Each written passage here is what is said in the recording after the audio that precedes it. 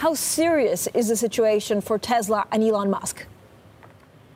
Yeah, hi, Francine. So, yeah, I think this is a pretty serious situation. I mean, running a publicly listed company is a serious thing. Elon has, close to 25 million people following his Twitter account, and people will potentially be making investment decisions off the back of what he tweets. And quite clearly, the first tweet that he posted said that they were going to make 500,000 cars. That's never been their intention publicly. They said they might be at a run rate of 500,000 by the end of 2019. So, the reality is about a 20% difference. And so some people may have thought, actually, this is an upgrade. So even though a correction came about 4.5 hours later, that's still quite a window for people to perhaps get the wrong end of the stick. And the SEC, takes its role seriously and will be wanting to kind of push this quite hard with the company, I think.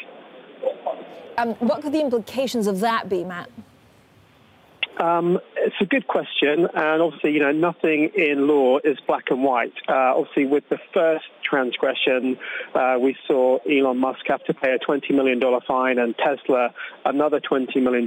Perhaps there could be more fines. Perhaps he could be, barred from serving as an executive officer in an extreme case.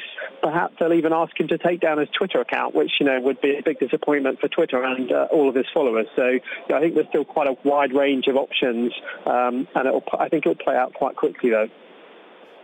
Matthew, how's the business doing? How's Tesla itself?